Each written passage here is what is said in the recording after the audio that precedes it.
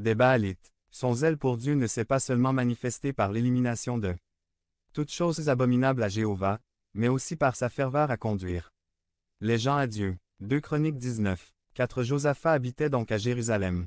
Mais, il se tourna et sortit vers le peuple, depuis Beer-Shiva jusqu'à la montagne d'Éphraïm, et il les conduisit vers l'Éternel, le Dieu de leur père. La Bible dit que Jéhovah a donc confirmé le royaume entre ses mains. Ainsi, lorsque je contemple un homme qui, pendant la majeure partie de sa vie, a essayé de plaire à son Dieu et de plaire à son Dieu par ses actions et sa façon de vivre, il me paraît curieux de le voir conclure une alliance avec un roi maléfique et païen.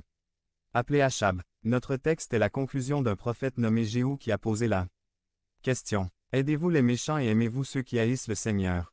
De nombreux chrétiens essaient de bien vivre, de bien se comporter mais tombent sous les mauvaises influences des non-croyants. Où est la ligne de séparation? Où dois-je fixer la limite avec mes proches, dans mes relations, dans mes amitiés, dans mes entreprises?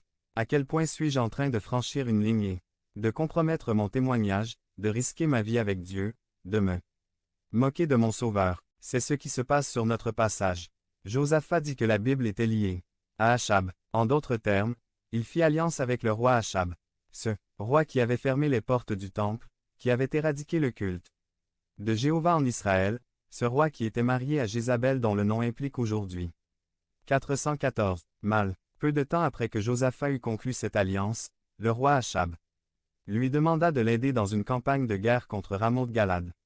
Josaphat voulut consulter Jéhovah et dit à Achab, « Je te prie, consulte aujourd'hui la parole de Jéhovah. » Achab appela ses faux prophètes, au nombre de 400, et dit, « Allons-nous faire la guerre? » Eh bien, bien sûr, vos prophètes ont dit, « Oui, oui, partez à la conquête. » Cependant, Josaphat voulait consulter un prophète de Jéhovah et demanda, « Y a-t-il encore un prophète de Jéhovah ici? » Achab répondit, « Oui, mais il est mauvais, car il ne parle jamais bien pour mon cas. Il parle toujours contre moi. » Cependant, Achab a appelé le prophète appelé Michée. L'histoire continue. Ce que je veux faire, c'est partager avec vous quelques réflexions sur nos fréquentations, nos relations avec les autres, qu'ils soient famille, amis, collègues ou simplement connaissances. Eh bien, notre texte d'aujourd'hui commence par une question. Aidez-vous les méchants et aimez-vous ceux qui haïssent Jéhovah? Et la réponse est évidente, alors commençons par les avertissements des Écritures pour nous dissocier des impies ou de ceux qui ne marchent pas avec Dieu. 1. La parole de Dieu nous avertit de ne pas nous lier avec les incroyants. La parole de Dieu ne reste pas silencieuse sur cette question. Il existe plusieurs avertissements concernant la fréquentation de ceux qui n'ont pas Dieu dans leur vie. De nombreux frères se trouvent dans une situation difficile lorsque ce principe est appliqué à leurs proches, et à juste titre. Une chose difficile est de considérer votre famille et de la classer dans la catégorie des impies. Nos conceptions du mal sont généralement réservées aux très méchants, aux meurtriers, aux personnages de l'histoire comme Hitler ou Mussolini, mais nous ne pouvons même pas considérer que nos proches entrent dans la même catégorie. Et pour cette raison, c'est un conflit de cœur que d'accepter ou même de considérer l'idée que mon petit frère ou mon oncle soit une personne que je ne devrais pas laisser participer à ma vie. Mais écoutez d'abord ce que dit la parole de Dieu.